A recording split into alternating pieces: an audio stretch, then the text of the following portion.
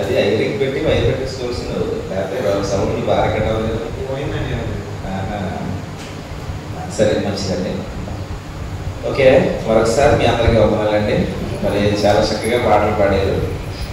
నేను వచ్చేసరికి ప్రార్థన చేస్తున్నారు ఎవరో కానీ ఉన్నారు లేదు లేదు ఆవిడ. ఓకే, తల్లిగారు చక్కగా ప్రార్థన చేశారు ఉత్సాహంగా. మరి ఇది 3వ రోజు అండి ఈ కూడికలు. 3వ రోజు, 2 రోజులు మరి దేవుని వాక్యం అన్నారు.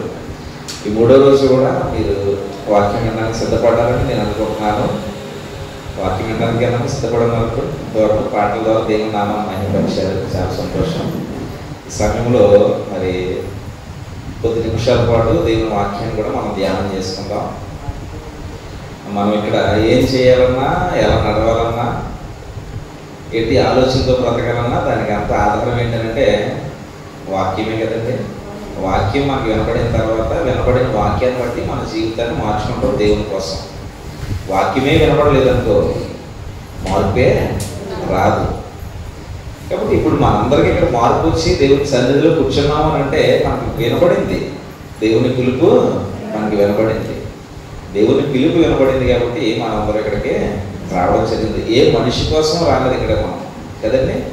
ఏ మనిషి కోసం రాలేదు. ఎవరి కోసం వచ్చానంటే మనిషిగా నన్ను పుట్టించిన దేవుని కోసం వచ్చాను. ఇక్కడ ఇప్పుడు మీరు ఉపవాస కూడికలు జరుపుకుంటున్నారు కదమ్మా. ఉపవాస కూడికలు జరుపుకుంటున్నారు, నిజం. ఉపవాస కూడికలు జరుపుకునేటప్పుడు ఎన్ని రోజులు జరుపుకున్నా ఈ జరుపుకునే రోజులన్నీ కూడా మనల్ని మరింత దగ్గరికి చేరువ చేయడానికే, దేవునికి మనల్ని చేరువ చేయడానికే ఈ కూడికలు ఉపయోగపడాలి. ఇవి నామకార్థానికి జరగకూడదు. నీవు నేను దేవుని కోసం ఏ కార్యక్రమం పెట్టుకున్నా అదేది కూడా నామకార్థానికి మాత్రం జరగకూడదండి. నామకార్థానికి జరగకూడదు. నాకు ఇది వచ్చు అని అక్కడ మాత్రమే ఆగిపోకూడదు. ఉదాహరణకి ఈ చెల్లికి పాట పాడడం వచ్చింది అనుకోండి, నాకు పాటలే వచ్చు అని ఆగిపోకూడదు. పాటలు వచ్చేసాయి, ఇంకా ముందు ఇంకా నేను నేర్చుకోవాల్సినవి ఉన్నాయి. దేవుని కోసం మనం అనేకం నేర్చుకోవాలి, అనేక కార్యాలు చేయాలి. దేవుని కోసం బలమైన కార్యాలు చేసేవారిగా మనల్ని మనం మార్చుకోవడానికి ఇలాంటి కూడికలు మనకి చక్కని జ్ఞానాన్ని ఇస్తాయి. దేవుని సహవాసం అంటే ఉపవాసం అనేటప్పటికీ, వాసం అంటే నివాసం, దగ్గరగా నివసించడం అనమాట. ఉపవాసం అంటే అర్థం ఏంటంటే దగ్గరగా నివసించడం అని. ఎవరికి దగ్గరగా? దేవునికి దగ్గరగా. ఉప అంటే దగ్గర అని, వాసం అంటే నివాసము అని. అంటే దగ్గరగా నివసిస్తున్నాం. ఎవరికండి? ఎవరికి దగ్గరగా నివసిస్తున్నామా? దేవునికి. దేవునికి అనగా దేవుని ఆలోచనకు అర్థం. దేవునికి అంటే దేవుని ఆలోచన, దేవుని గుణాలకు, దేవుని ఔన్నత్యానికి మనం దగ్గరగా నివసిస్తున్నాం. ఈ 3 రోజులు నన్ను ఏం చేసి అంటే దగ్గర చేసాయి. అంటే ఆల్రెడీ నేను దగ్గరికి ఉన్నాను, మరింత దగ్గరికి చేసే, అంటే ఆయన ఆలోచనలోనికి నడిపిస్తున్నాయి నన్ను. ఆయన పరిపూర్ణుడై ఉన్నాడు. ఎవరు? ప్రభువైన యేసుక్రీస్తు వారు పరిపూర్ణుడై ఉన్నారు కదా. మనం మానవులు ఎవరు కూడా పరిపూర్ణం కాలేము. అవ్వాలన్నది దేవుని కోరిక. మనం కూడా పరిపూర్ణం కావాలన్నదే దేవుని కోరిక. పరిపూర్ణుడు అంటే అర్థం ఏంటంటే యేసు ప్రభువుకు ఉన్నటువంటి గుణ లక్షణాలను కలిగి ఉండడం. యేసు ప్రభు పరిపూర్ణుడు అయ్యాడు కదా, ఆయన గుణ లక్షణాలు ఏమైతే ఉన్నావో వాటిని మనం ఒకటిగా నేర్చుకుంటూ ఒకానొక రోజుకి, అనగా ఆ రోజు ఏది ఏమో నా మరణం రోజు కావచ్చు, లేదా యేసు ప్రభు వారు వచ్చేటువంటి రోజు అంటే 2వ రాకడ అనేటువంటి సెకండ్ కమింగ్ ఉంది కదా, ఆ రోజైనా కావచ్చు, లేదా నా మరణ దినమైనా కావచ్చు. ఆ దినమైనా ఈ దినమైనా ఏదో దినం మాత్రం ఖాయం తథ్యం కదమ్మా. యేసు ప్రభు వచ్చే దినమైనా రావచ్చు, లేదా నేను పోయే దినమైనా అవ్వచ్చు. ఈ రెండింటిలో ఏదో దినం తథ్యం కాబట్టి ఆ దినం వచ్చేలోగా నన్ను నేను పరిపూర్ణునిగా మార్చుకోవాలి. ఇప్పుడు ఒక మాట చదివి మనం ముందుకి ప్రయాణం చేద్దాం దేవుని వాక్యంలో. భక్తులైన నుండి యోహాను పత్రిక రాశారు. మొదటి పత్రికలో ఆయన చాలా విషయాలు ప్రేమ కోసం చెప్తారు. యోహాను రాసిన నుండి మొదటి పత్రికలో చాలా విషయాలు ఆయన ప్రేమ కోసం చెప్పి ఒక మాట ఏమంటారంటే రెండో అధ్యాయంలో 28 మరియు 29 వాక్యాలు ఎవరైనా చదవగలిగితే చదవచ్చు. 1వ యోహాను పత్రిక 2వ అధ్యాయము 28 మరియు 29 వాక్యాలు చదవచ్చు. కాబట్టి చిన్న పిల్లలారా ఆయన ప్రత్యక్షమగునప్పుడు ఆయన రాకడయందు మనము ఆయన ఎదుట సిగ్గుపడక ధైర్యము కలిగి ఉండునట్లు మనమట ఎవరి యందు నిలిచి ఉండాలట? ప్రభువైన యేసుక్రీస్తు యందు నిలిచి ఉండాలి. ప్రభువైన యేసుక్రీస్తు యందు నిలిచి ఆయన యందు నిలిచి ఉండడం అంటే ఆయన మనలో నిలిచి ఉండినట్లు చూసుకోవడం. ఒకసారి ఎఫెసీ పత్రిక ఇక్కడ మళ్ళీ వద్దాం. ఎఫెసీ పత్రిక 3వ అధ్యాయము 16వ వచనాన్ని చదవండి ఒకసారి. అంటే 15, 18 కలిసి ఉంటాయి. మీరు అక్కడ 16ని ఎంపిక చేసుకుని చదవగలగాలి ఒకళ్ళు. ఎఫెసీ రాసిన పత్రిక 3వ అధ్యాయము 16 అంటే 15 నుంచి కలిసి ఉంటాయి అవన్నీ కూడా. చదివినట్లయితే నేను తీసుకుంటాను. ఇదిగో క్రీస్తు మీ హృదయములలో ఎలాగండి? విశ్వాసము ద్వారా మనము క్రీస్తులో ఉండడము అని అంటే క్రీస్తు మనలో నివసించినట్లు చేసుకోడు. దేవుడు ఇక్కడ ఉన్నటువంటి మనలో నివసిస్తున్నాడా? అమ్మా నా మాట వింటున్నారా? ప్రభువైన యేసుక్రీస్తు వారు మనలో నివసిస్తున్నారా? ఎలా నివసిస్తారట? విశ్వాసము ద్వారా. ఎంతమందికి ఉంది విశ్వాసం? ఎంతమందికి ఉంది? అంటే ఏ టైప్ ఆఫ్ విశ్వాసం ఇది? విశ్వాసంలో రకాలు ఉంటాయా? విశ్వాసంలో నిజానికి రకాలు లేవు. విశ్వాసం ఒక్కటే. కానీ మనుషులు రకాలుగా మార్చడం జరిగింది విశ్వాసాన్ని. అంటే కొందరు భౌతిక సంబంధమైన కోరికల కోసమే విశ్వసించారు ప్రభువుని. భౌతిక సంబంధం అంటే కంటికి కనిపించేటువంటి ఆశలు, భోగేచ్ఛలు అంటాడు భక్తుడు. భోగేచ్ఛ నిమిత్తము మీరు మీ భోగేచ్ఛ నిమిత్తం అడుగుతున్నారు కాబట్టి అవి ఏమి మీకు జరగదు. కాబట్టి మనం భోగేచ్ఛల కొరకు విశ్వాసులుగా మారకూడదు. మరి దేనికోసం మారాలి అని అంటే ప్రభువైన యేసుక్రీస్తు నా కోసం వస్తానన్నాడు. అవునమ్మా? నేను మరలా వచ్చి నేనుండు స్థలంలో మీరుండులాగున మిమ్మల్ని తీసుకుని వెళ్ళడానికి వస్తానని చెప్పారా? అవునా లేదా? ఆ మాట మీద నమ్మకం ఎంతమంది ఉంటే చేయొద్దండి. యేసుప్రభు వచ్చినప్పుడు నన్ను ఖచ్చితంగా ఆయన తీసుకుని వెళ్తారు నన్ను. ఓకే, సంతోషం. తెలుసండి పరలోకమైనటువంటి ఆ మహాపట్నము మనం సొంతం చేసుకోవాలి. ఆ మహాపట్నాన్ని సొంతం చేసుకోవడానికి మనం ఏం చేయాలి అన్నదే బైబిల్ సారాంశం. ఇక్కడ దానికోసం దీనికోసం మనం వెంపర్లాడుతుంటాం. అంటే మనది కాని దానికోసం వెంపర్లాడటం తప్పు, అంతే కదండి. మనదైన దానికోసం వెంపర్లాడుతూ దేవుడిని మర్చిపోవడం కూడా తప్పు. అర్థమైందా నా మాట? మనది కాని దానికోసం మనం వెంపర్లాడటం తప్పు. అలాగే మనదైన దానికోసం కూడా దేవుడిని మర్చిపోయి మరీ వెంపర్లాడటం తప్పు. అది మనదే కానీ దేవుడిని మర్చిపోయి వెంపర్లాడకూడదు దేనికోసం కూడా. విశ్వాసిని అంటే అర్థం ఏంటి? విశ్వాసిని అంటే అర్థం నన్ను నేను త్యజించుకుని, అంటే నన్ను నేను చంపుకుని నన్ను నేను నా దేవునికి ఇచ్చుకున్నాను. విశ్వాసి అంటే అర్థం నన్ను నేను చంపుకుని నన్ను నేను నా దేవునికి ఇచ్చుకున్నాను. అంటే జీవించినది ఇక మీదట నేను కాదు, నా యందు ఎవరు జీవిస్తున్నారు అంటాడు భక్తుడు? క్రీస్తు. అంటే నన్ను నేను చంపుకున్నాను కానీ నీవు బ్రతుకుతున్నావు కదా అని ప్రశ్న వస్తే ఆ బ్రతుకు ఎవరిది? దేవుడిది. క్రీస్తు బ్రతుకుతున్నాడు నాలో. నా యందు నివసించేది, నా యందు జీవించేది ఇక ఎవరు అని అంటే క్రీస్తు. విశ్వాసం ఉండవలసినటువంటి ఆలోచన అన్నమాట ఇది. కాబట్టి మన పని మనం చేసుకోవడానికి ముందు మనం ఒకటి జ్ఞాపకం చేసుకోవాలి ఎప్పుడు కూడా. ఏంటది? నన్ను నేను దేవునికి ఇచ్చుకున్నాను అని. దేవునికి ఇచ్చుకోవడం అంటే ఏంటమ్మా? దేవునికి మనల్ని మనం ఇచ్చుకోవడం అంటే ఏంటి?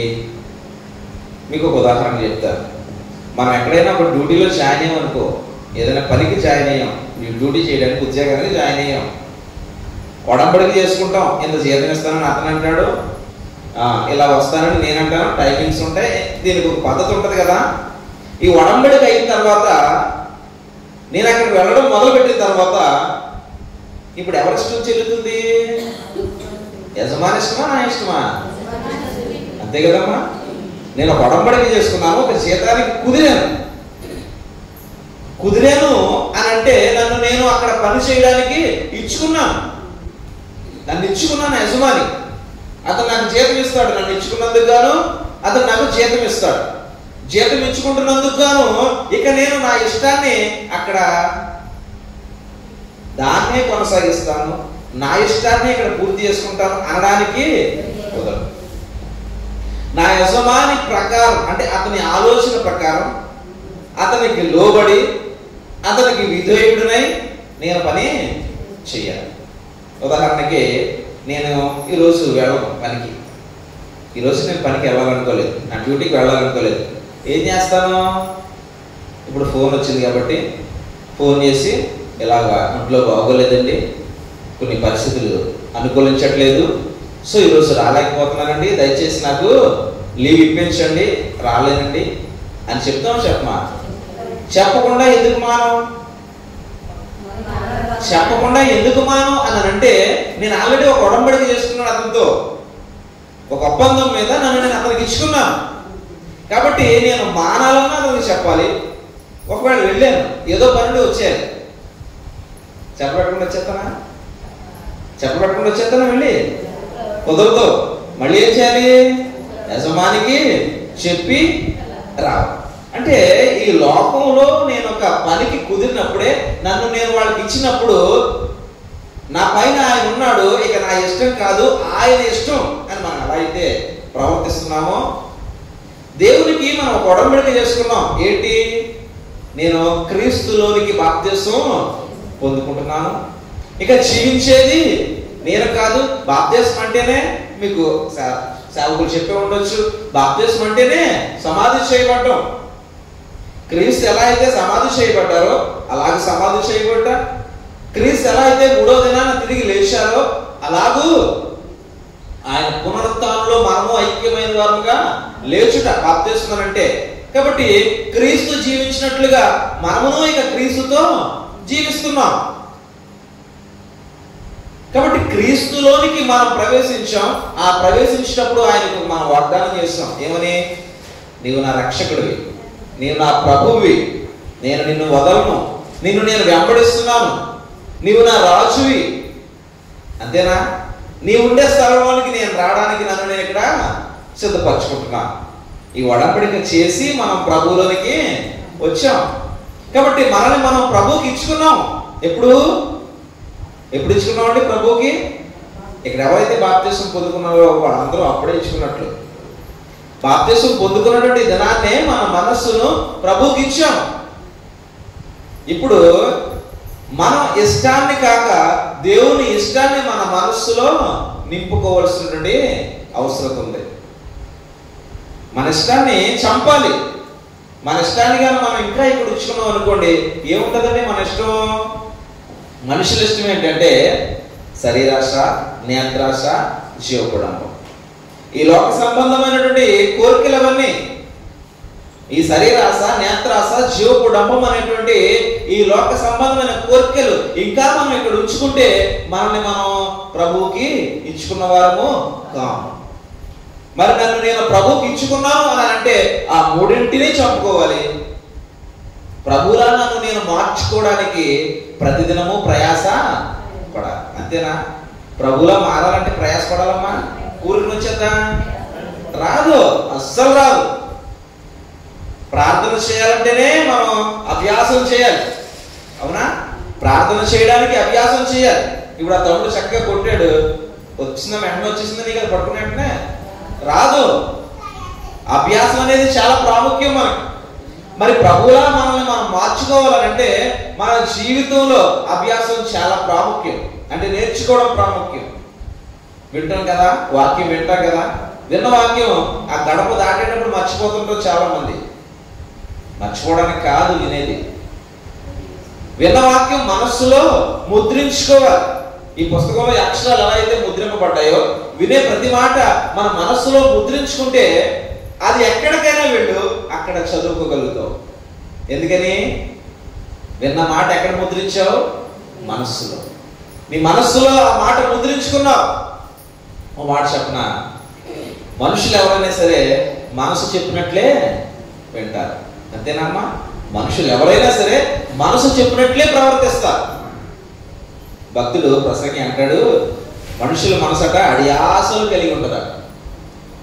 యాసలు, అడియాసలు అంటే ఈ కనిపించేవన్నీ నాకే కావాలి, ఇదంతా నాదే.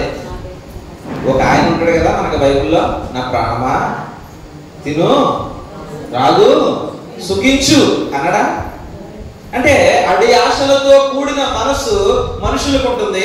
కానీ ఆ ఆశలతో కూడిన మనస్సును చంపి దేవుని వాక్యం అనేటువంటి సత్యాన్ని ఆ మనస్సులో మనం ముద్రించుకోగలిగితే ఇక నువ్వు ఎక్కడికి ప్రయాణించి అక్కడ ముద్రించుకున్న అక్షరాలు నువ్వు చదువుకోగలవు. కారణం, విన్న ప్రతి మాట నీ మనస్సులో ముద్రిస్తున్నావు, నింపుతున్నావు. ఈ మాట ఏంటి? వాక్యం ఏమై ఉన్నాడు? వాక్యము ఏమై ఉన్నాడు? అంతే కదా, వాక్యమే క్రీస్తు ప్రభువై ఉన్నాడు. ఆది యందు వాక్యం ఉండెను, వాక్యము దేవుని యందు ఉండెను, వాక్యమే దేవుడై. అంటే ఈ వాక్యము దేవుడై ఉన్నాడు అని తెలిసినప్పుడు, ఆ వాక్యాన్ని మనం మనసులో ముద్రించుకున్నప్పుడు, అప్పుడు మన మనసులో ఎవరున్నారు? దేవుడు ఉన్నాడు. అప్పుడు మనం దేవుడికి ఇచ్చుకున్న వారు అవుతున్నావా? అంటే స్టెప్ బై స్టెప్ ఒక్కరోజు ఏం చేయాలంటే మనల్ని మనం పూర్తిగా దేవుని గుణాల్లోనికి మలుచుకోవాలి. వెంటనే రావు, వస్తాయండి. ఏది వెంటనే మన దగ్గరికి రా, ఏ పని రాదు, ఒక వంట చేయడం రాదు, ఏది రాదండి. చిన్నపిల్లలుగా ఉన్నప్పుడు వస్త్రాలు వేసుకోవడం రాదు, కొంచెం ఎదిగిన తర్వాత వంట చేయడం రాదు. ఇలా మనం ఏ పనికి వెళ్తున్నా పని ముందు మనకి ఏది రాదు. మరి ఎక్కడి నుంచి సాధ్యపడుతుంది అంటే అక్కడికి వెళ్ళి ధైర్యంగా నిలబడి అభ్యాసం మీద నీ ఆలోచన పెట్టినప్పుడు ఆ ప్రతి పని కూడా నీకు సాధ్యమవుతుంది. మరి నేనెందుకు మారలేను నా ప్రభువులాగా? ఎన్నో కూడికలకు వస్తున్నాను, ఎన్నో కూటముల్లో కలుసుకుంటున్నాను, ఆదివారం ఆరాధించుకుంటున్నాను, ఇంటికి వెళ్ళి మోకరించి దేవాన్ని ప్రార్థన చేస్తున్నాను. ఇన్ని చేస్తున్నప్పుడు నేనెందుకు మారలేను నా ప్రభువులాగా అనేటువంటి ఒక మైండ్ మనలోకి రావాలి. మారాలి మనం. దేవుడు కోరేది అదే. భక్తుడు అని అంటే దేవునితో నడిచేవాడు. అంతేనా? భక్తుడు అంటే ఏంటంటే దేవునితో నడిచేవాడు. మనం పూర్వకాలానికి వెళితేనండి, ఆది కాండంలో జలప్రయాణానికి ముందు ఒక ఆయన కనిపిస్తారు, హానోకు అనేటువంటి ఒక భక్తుడు కనిపిస్తారు. ఆయన దేవుడితోటి నడిచినవాడు అని ఉంటారు బైబిల్లో. దేవుడితో నడడం అంటే ఆయన ఆలోచనల ప్రకారము జీవించడం. నా ప్రభు ఆలోచన ఏంటో అది ఎరిగి నేను మసులుకోవడం. సహజంగా మనం బ్రతుకుతుంటాం, ఈ గ్రామాల్లో బ్రతుకుతున్నప్పుడు క్రైస్తవ జీవం అనేటప్పటికీ ప్రత్యేకంగా కనిపించాలంట లోకానికి. అంతేనా? ఫస్ట్ సంఘం ప్రారంభించినప్పుడు ఏమని పిలిచారండి అపోస్తలులు? ఏమని పిలిచారు? మూర్ఖమైన వక్ర జనానికి వేరై అన్నాడు. ఏమన్నాడండి? అంటే మనుషుల యొక్క మనస్సు వక్రంగా ఉంది, వారి బుద్ధి వక్రంగా ఉంది. సో మనుషుల బుద్ధి వక్రంగా ఉంది కాబట్టి ఆ వక్ర బుద్ధికి మనం ఏమవ్వాలంట? వేరు వేరు వేరు ప్రత్యేకం. అందుకే మనల్ని ఏమనంటే ప్రత్యేకింపబడిన వారు.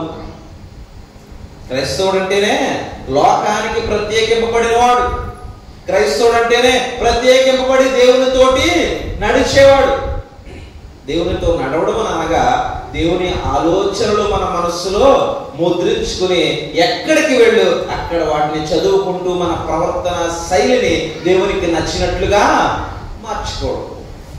ఇక్కడ భక్తుడు యోహాను గారు ఈ పత్రిక రాస్తున్న సందర్భంలో ఆయన అన్న మాట ఏంటంటే, మనము ఆయన ఎదుట సిగ్గుపడక ధైర్యము కలిగి ఉన్నట్లు మీరు ఆయన యందు నిలిచి ఉండుడి అన్నాడు. అంటే సిగ్గుపడేటువంటి ఒక దినం ఉంది. సిగ్గుపడేటువంటి ఆ క్షణాలు రాకుండా ఉండాలి అంటేనట మనం ఎక్కడుండాలట? క్రీస్తు ప్రభువులో ఉండాలి. ఎప్పుడు ఉండాలి క్రీస్తు ప్రభువులో? ఇక్కడ ఉన్నప్పుడా? ఈ మందిరంలో ఉన్నప్పుడా? పూర్వ ఇంటికాడ కృతజ్ఞత కూడికి పెట్టుకున్నప్పుడా? అమ్మా, ఎప్పుడూ ఉండాలి. ఎప్పుడూ ఉండాలి. నువ్వు లేచింది మొదలుకొని పడుకునేంత వరకు ప్రభుతోనే ఉండాలి. పడుకునేటప్పుడు నన్ను నేను దేవుడికి అప్పగించుకుని పడుకుంటాను. మరలా లేవగానే నన్ను లేపేవా దేవా, నీకు స్తోత్రాలయ్యా, నన్ను లేపావు. ఎందుకంటే చాలా మందికి చాలా దినాలు చూసే అవకాశం ఉండట్లేదు. నిన్నటి ఉన్నటువంటి వారు ఈరోజు చాలా మంది ఉంటుంటారు భూమి మీద. నిన్నటి దినాలు చూసిన వాడు ఈరోజు ఈ దినాలు చూడటానికి చాలా మంది ఉంటుంటారు భూమి మీద. కానీ మనం ఉన్నాం కదా.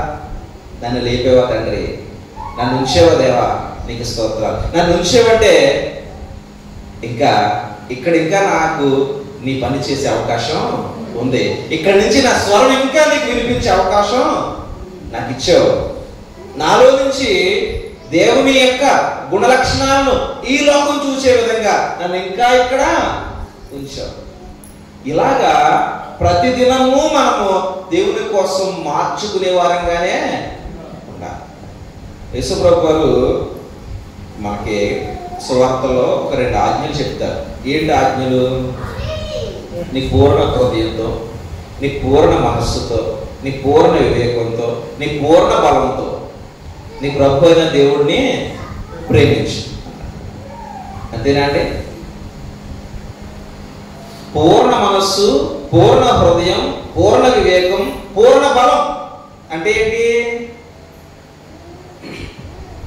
మనిషి ఇక్కడ కూర్చుని మనసు ఇంటికాడ పెట్టడం కాదు. అంతేనండి? పూర్ణ మనస్సు అంటే, పూర్ణ హృదయము అని అంటే మనిషి అంటే శరీర రూపం ఇక్కడ ఉండి ఆలోచన స్థితిగతులు ఎక్కడో ఉన్నాయనుకో, ఇంకా నువ్వు దేవునికి నీ ప్రేమను ఇవ్వట్లేదు. ఇస్తున్నావా? ఇవ్వట్లేదు. చాలా మంది చాలా ప్రదేశాల్లో జరుగుతుంటాయి. ఏంటంటే ఇక్కడ కూర్చుంటాం కానీ ముందన్న అక్షరం ఏంటో అడిగితే కూడా ముందన్న అక్షరం ఫస్ట్ నుంచి చెప్పినవన్నీ చెప్పొద్దు, కానీ దీని ముందు ఏదో చిన్న పదం అన్నాను కదమ్మా, ఏంటి అన్నాం అంటే ఎవరో కారణం ఏంటి? ఫాలో అవ్వకపోవడం. ఇక్కడ ఉండి సేవకుడు దేవుని మాటలు చెప్తున్నప్పుడు ఆ మాట వెనకాల వచ్చే ప్రతి మాటను వెనువెంట వచ్చే ప్రతి మాటను మన మనస్సులోనికి మనం పంపించుకోకపోవడమే దానికి లోపం. మరి ఇక్కడ మాట ఇక్కడే వెళ్ళకపోతే మరి నీ పూర్ణ హృదయం, నీ పూర్ణ మనస్సు, నీ పూర్ణ వివేకం, నీ పూర్ణ బలం అని దేవుడన్న ఆజ్ఞను నువ్వు ఎక్కడ పాటించగలుగుతున్నావు? క్రైస్తవులకు తెలిసినటువంటి ప్రాముఖ్యమైన సంగతి ఏంటంటే ఆజ్ఞాతిక్రమం. ఏంటమ్మా ఆజ్ఞాతిక్రమం ఏంటి చెల్లి? తెలీదా? పాపం. ఆజ్ఞాతిక్రమం పాపం. పాపానికి చేద్దాం మరణం. అంటే దేవుడిచ్చిన ఆజ్ఞను పరిపూర్ణంగా మనం పాటించకపోతే అది పాపంగా పరిణమిస్తుంది. పాపంగా మారితే దాని పర్యవసానం మరణం. ఎక్కడ నడిపిస్తుంది? మనల్ని మరణానికి నడిపిస్తుందట. అంటే ఎలాగా అందరం చనిపోతాం కదా అనుకోవద్దు. ఇది ఆ మరణం కాదు, దేవుడు చెప్పే మరణం. అందరూ చనిపోయే మరణం కాదు. మరి ఏ మరణం? ఆత్మ సంబంధమైన మరణం, నిత్య నరకమనే మరణం. ఆ అగ్ని దండనలోనికి మనం పోకుండా ఉండాలి అని అంటే బ్రతుకు ఇక్కడ ఉండగానే ఆజ్ఞను మనం పాటించాలి. అంటే మనల్ని మనం దేవునికి ఇచ్చుకున్నామా లేదా అని ఇక్కడ తెలుసుకోవాలి ఒకసారి. అంటే నా పూర్తి అవగాహన, ఆలోచన సమస్తము నా దేవుని వెంటే వెళ్తున్నాయా, లేదు ఈ లోకం వెంట పరిగెత్తుతున్నాయా? ఇది ఒకసారి మనం ఆలోచించుకోవాలి. చాలా మంది ఆరాధనలకు వచ్చేటప్పుడు చక్కగా ఎండ కాస్తుంది, ఆరాధనకు వచ్చేసాం, లోపల కూర్చున్నాం, సోదరులు పాటలు పాడుతున్నారు, మీరు అందరూ పాడుతున్నారు, సడన్గా వర్షం వచ్చేసింది. ఇంటికి ఎవరన్నా పరిగెత్తారు అనుకో, ఆ టైంలో ఇంటికి పరిగెత్తారు అంటే నీ మనసు ఎక్కడ ఉంది? చాలా సిచ్యువేషన్ చూసానండి నేను ఎలాంటివి. ఎండగారుతుంది కదా అని ఏదో ఇంటికాడ బయట పెట్టేసి వచ్చేస్తుంటారు. సడన్గా వర్షం పడుతుంది.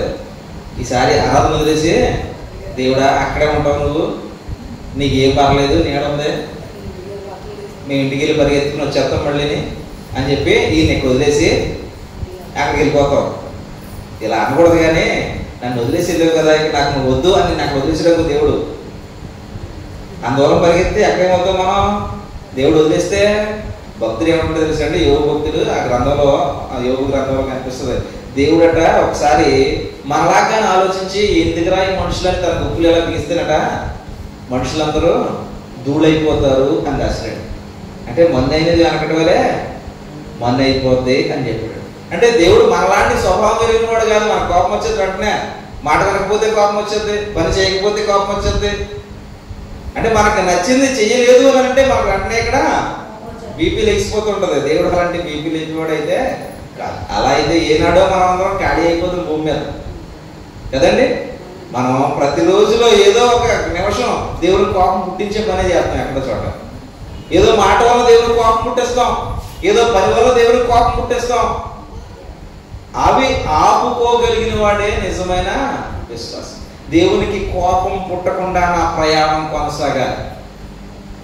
ఈ లోకంలో దేవునికి కోపం పుట్టకుండా నా ప్రయాణం కొనసాగాలి. ప్రతిరోజు నా ప్రార్థనలో మనం లేస్తామే ఉదయం, అయ్యా ఈరోజు నీకు కోపం పుట్టని నా ప్రయాణం నాకు ప్రసాదించు, అట్టి ప్రయాణం చేసే విధంగా నాకు జ్ఞానం ఇవ్వు. ఎందుకంటే దేవునికి కోపం పుట్టించే ప్రతివాడు దేవునికి అయిష్టుడైపోతూ ఉంటాడు. మనం దేవునికి ఇష్టలుగా ఉండడానికి వచ్చాం. భక్తులైన పేతురు అంటాడు, మనం అంటే ఆశీర్వాదానికి వారసులకు పిలువబడ్డాం అంటాడు. దేనికి పిలువబడ్డాం అంటాం ఇక్కడ? మనం ఆశీర్వాదానికి వారసులు. మరి మనం ఆశీర్వాదం పొందుకోగలుగుతున్నావా? ఆయన ధైర్యాన్ని మనం అందుకోగలుగుతున్నావా?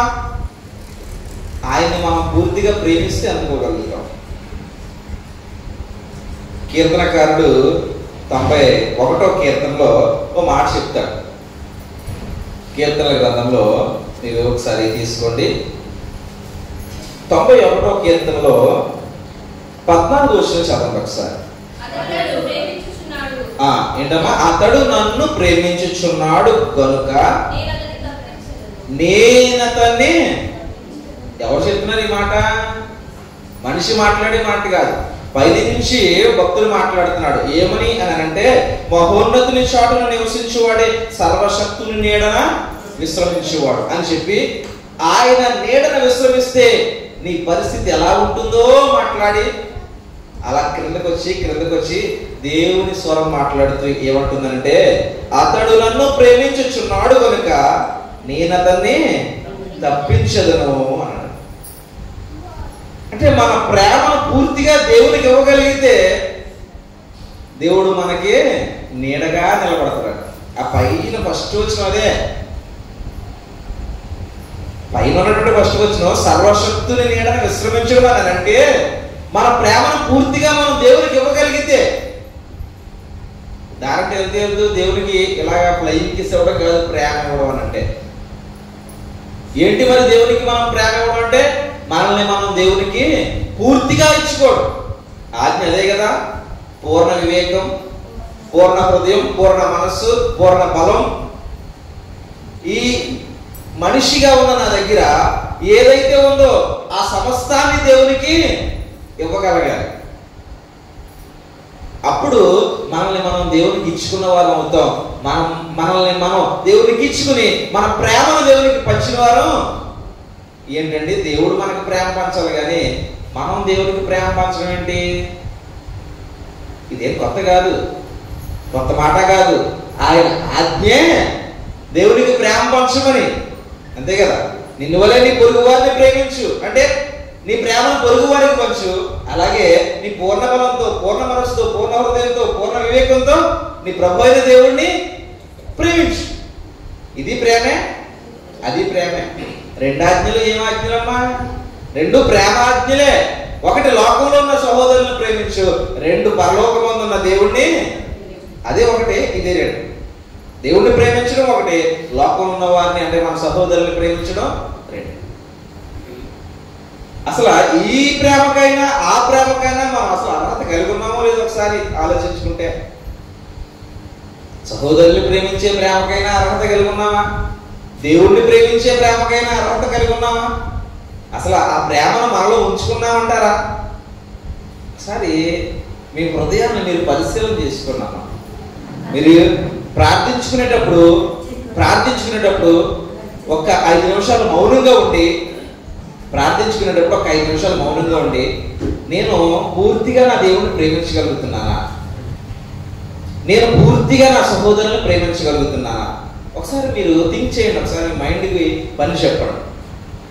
ప్రేమిస్తున్నావు అన్నారు అనుకో, ఒకవేళ నీ మైండ్ అంటే నేను ఎక్కడున్నా నా మొదటి పీట ఎవరికి?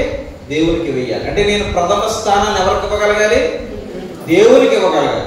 దేవునికి ఇవ్వకుండా లోకంలో ఉన్న వారికి ఎవరికి ఇచ్చినా, లోక ఆలోచనలకు ఇచ్చినా ఇంకా నేను పూర్తిగా నా దేవుణ్ణి ప్రేమించట్లేదు. సహోదరులను ప్రేమిస్తున్నానా అని ప్రశ్న వేసుకోండి.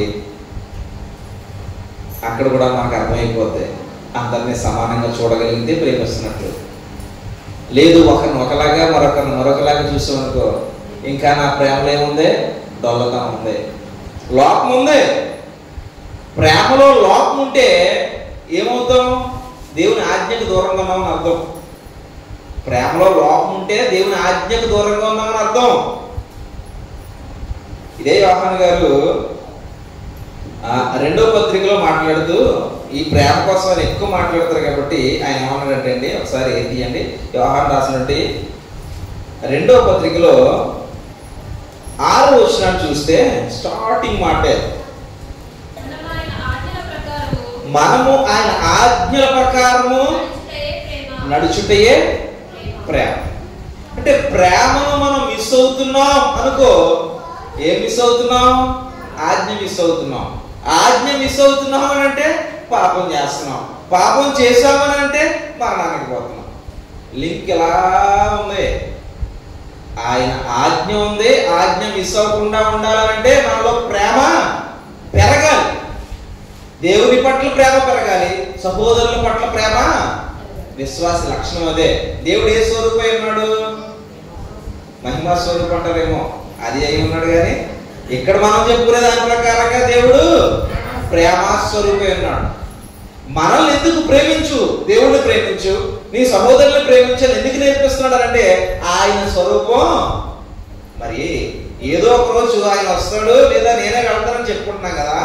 మరి ఆ రోజుకి మనల్ని మనం పరిపూర్ణంగా మార్చుకోవాలంటే దేవుడి స్వరూపం ప్రేమ స్వరూపి, మనల్ని మనం ప్రేమ స్వరూపులుగా మార్చుకోవాలి. అందుకే ఆజ్ఞలు ఇచ్చాడు, ఉత్తనే ఇవ్వలేదు.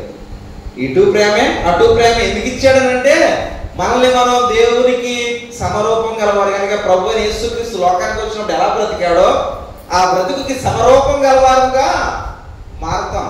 సంఘం అందుకేనంట ఐపీసీ పత్రికలు అదే చెప్తాడు. సంఘం అందుకే ఏర్పడింది, మనల్ని మనం దేవుని స్వరూప్యంలోనికి మార్చడానికి. దేవుడు పరిపూర్ణై ఉన్నాడు. మరి మనం అవ్వుదామా? అవ్వాలనంటే ఆయన వెంబడించాలి, ఆయన ఆజ్ఞలు వెంబడించాలి, ఆయన మాటలను మనస్సులో రాసుకోవాలండి. ఎప్పుడైతే ఆయన మాటలను మనసులో మనం రాసుకోగలిగేమో అది ఎప్పుడైనా తీసి చదువుకోగలం. అదే మనసులో లేకపోతే ఇంక జ్ఞప్తిలోనికే అంటే జ్ఞాపకంలోనికే రాదు. మనసులో ఉన్నదే జ్ఞాపకం వస్తుంది, మనసులో లేనిది ఎప్పటికీ జ్ఞాపకం రాదు. కాబట్టి వినే ప్రతి మాట మనసులో దాచుకోవాలి. మనల్ని మనం దేవునికి ఇచ్చుకోవడంలో ఇంకొక ఆయన మీకు జ్ఞాపకం చేస్తాను, మనందరికీ పరిచయం అన్నటువంటి ఆయన ఎవరనంటే అబ్రహాం గారు. ఎవరండి? అబ్రహాం. దేవునికి ఏమిచ్చాడు? ఏమిచ్చాడంటే కుమారుని బలిగా ఇచ్చేసాడా? ఇస్సాకుని బలిగా ఇచ్చేసాడు. ఎప్పుడు ఇచ్చాడు? ఇది చెప్పండి. ఎప్పుడు ఇచ్చాడమ్మా? ఇచ్చాడు కదా, మనకు తెలుసు, ఇచ్చాడని తెలుసు. ఎప్పుడు ఇచ్చాడు? ఎప్పుడమ్మా? చిన్నపిల్లలుగా ఉన్నప్పుడు దేవుడు ఇస్సాకుని పిలిచాడు.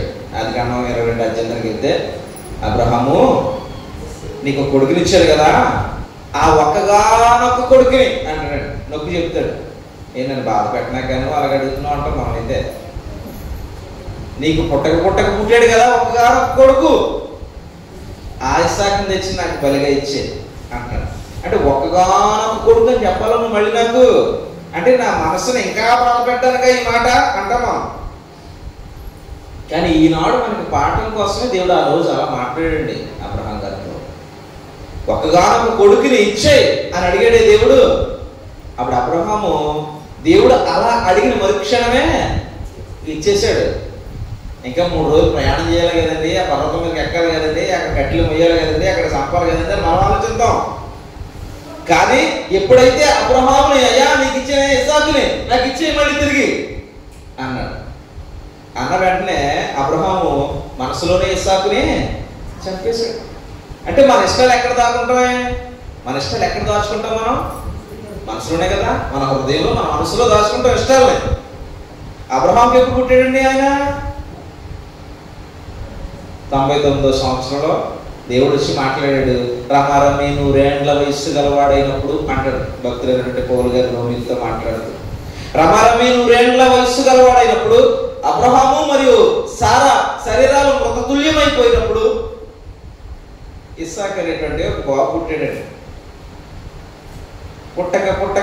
పుట్టిన బాబు మీద ఎంత ప్రేమ ఎక్కడ దాచుకుంటారు? ఉండదా అండి? మనసులో ఎంతో బలంగా దాచుకుంటాడు. ఆ మనస్సులో దాచుకున్న ఆ ప్రేమను చంపే నా కోసం అన్న దేవుడు.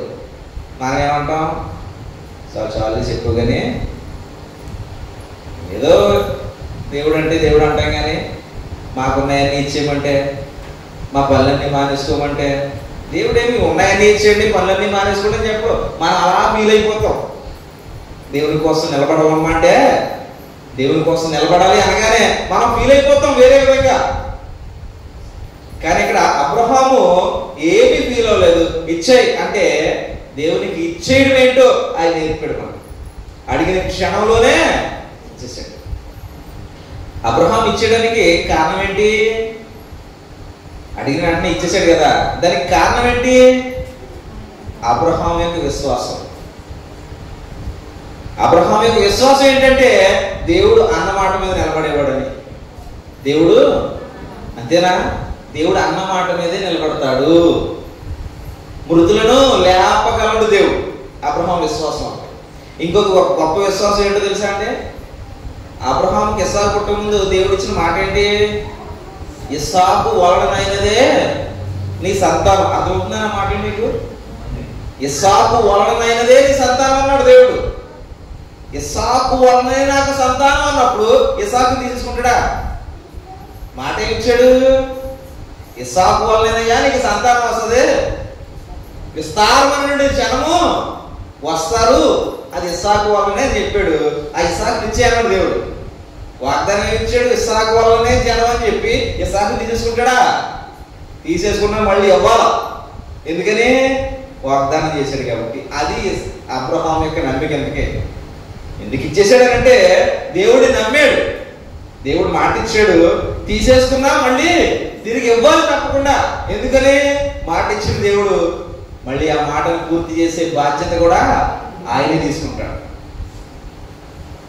సంఘంగా ఉన్నటువంటి మనకి కూడా చెప్తున్నాడు, ఆశీర్వాదానికి వారసులు అవ్వడానికే మీరు పిలువబడ్డారు. మరి మనం ఈ మాటను ఎంతవరకు నమ్మగలుగుతున్నామో? ఆశీర్వాదానికి వారసులు అవడానికే మనం పిలువబడ్డామనంటే ఆశీర్వాదం పొందుకునే వరకు నేను దేవుడిని వదలకూడదు. ఒక ఆయన అలాగైనా పోరాడేసాడు దేవుడితోటి. తెలుసా ఆయన ఎవరైనా కొట్టేసేటప్పటికి దేవుడు కాలు మీద ఎవరండి? యాకోబు గారు. వదలను, ఆశీర్వదించేదాక వదలను. మనం వచ్చింది కూడా అందుకే, ఆశీర్వాదానికి వారసులు అవడానికి వచ్చాడు. ఆశీర్వాదం పొందుకునేంత వరకు నా దేవుడిని నేను వదలను. నేను అందుకే వచ్చాను, నా దేవుడు అందుకే పిలిచాడు. నేను ఆశీర్వాదం పొందుకోవాలంటే నన్ను నేను క్రీస్తు మనస్సులా దేవునికి చూపించుకోవాలి. యేసు ప్రభుని భూమి మీద ఉన్నప్పుడు దేవుడు పరలోకంలో పిలిపించాడు ఏమని? ఈయన నా ప్రియ కుమారుడు, ఈయన యందు నేను ఆనందించున్నాను అన్నాడా? పరలోకం ముందు స్వరం వచ్చిందా? యేసు ప్రభు శరీరంతో భూమి మీద ఉన్నప్పుడు ఏమని? ఈయన నా ప్రియ కుమారుడు, ఈయన యందు నేను ఎందుకు ఆనందించాడు? ఎందుకు ఆనందించాడంటే పరలోకం ముందు ఉన్న దేవుడికి ఇష్టమైన వ్యక్తిగా భూమి మీద ఈయన కనపడుతున్నాడు. మరి మనందు దేవుడు ఆనందించగలుగుతున్నాడు అంటారా? మనందు దేవుడు ఆనందించాలి అంటే మన యొక్క విధి విధానాలు ఎలా ఉంటున్నాయో ఒకసారి మనం ప్రశ్నించుకోవాలి మన మనస్సుని. దేవుడు నా వైపు చూసి ఆనందించే